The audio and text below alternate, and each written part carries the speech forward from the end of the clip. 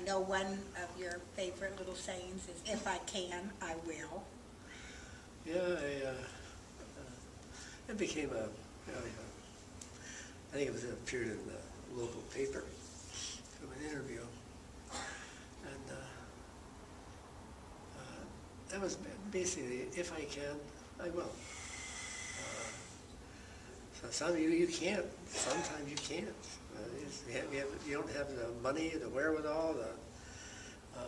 It's beyond your scope. But one thing, when we listen a little to their lives, that alone, a sympathetic ear, they might know that you can't help them. But, another human being listen. I think that's precious.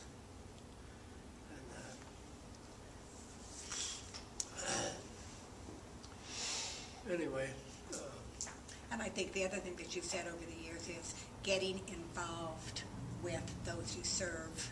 And I think that's what I think of when I think of your ministry over the last years. You're not afraid to it gets messy when you start getting involved with the poor.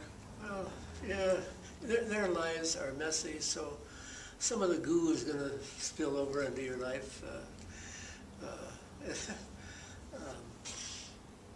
But it's a good way of getting your hands dirty. It will not be forgotten.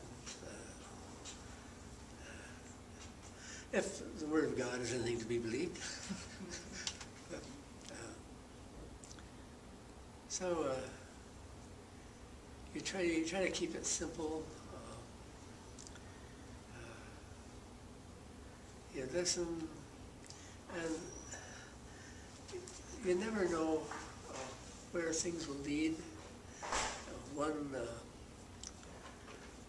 encounter, a brief encounter with a person, and sometimes it becomes a lifetime commitment. But I was talking to Clara about a man who wrote me a letter from prison. And he's had the messiest life imaginable. And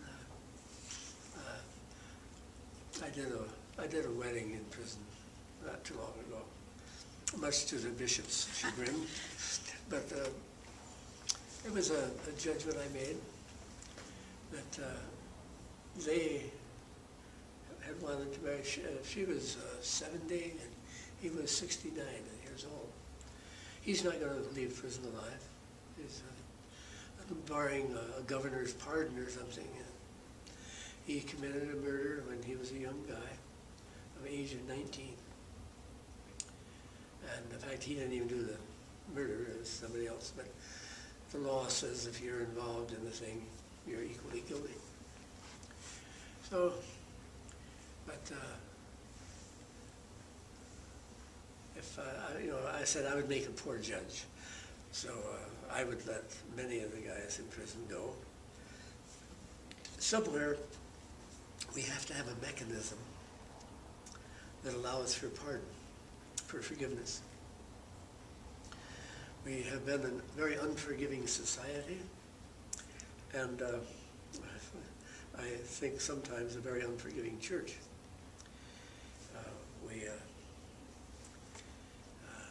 We need to get back into people's lives, and so you can't cure. That's, I think, beyond most of our powers. People didn't get into their lessons easily, and the more they're there, they get so tangled that they can't see. But once you learn to be at least a little bit grateful that you can touch somebody who's poor, it's a blessing.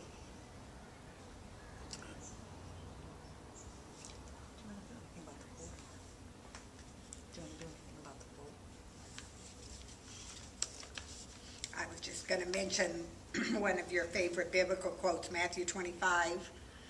For I was hungry and you gave me food. I was thirsty and you gave me drink. I was a stranger and you welcomed me. That's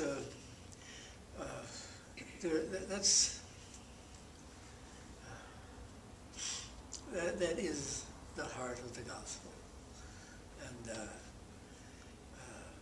we can get busy about many things, but most of them are not important.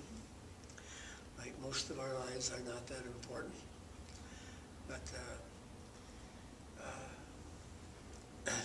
Matthew 25 is the famous judgment seat scene, and when did we see you? See, we'd say, when did we see? Oh, the gospel today was. What was it? I know you used Chesterton's poem, A Million Masks of Yeah, God. yeah. It talked about the million. Who do they masks say of that God. I am? Yeah, who do I? And Jesus asked that question, and then who do you say that I am? And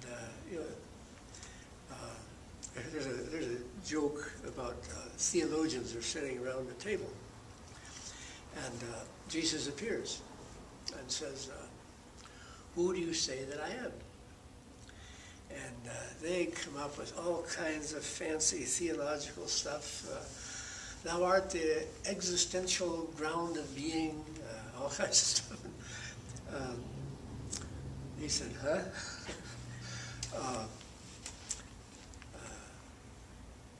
But you can abstract stuff, and I don't want to belittle theologians here. It's an important work. Serious theology is an important work. But for most of us, it's beyond our scope. Our job is to listen,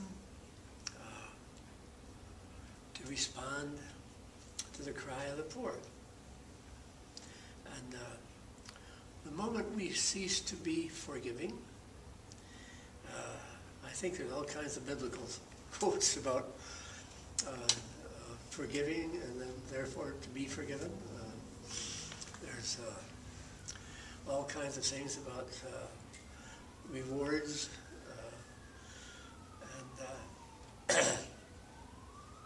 but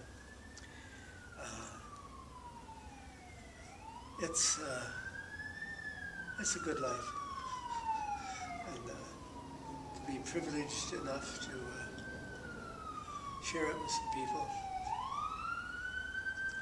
And the community here has been a joy, a wonderful joy.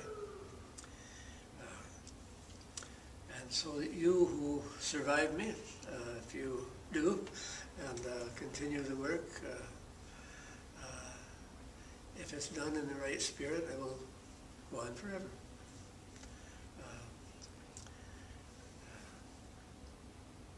We try not to get too elaborate.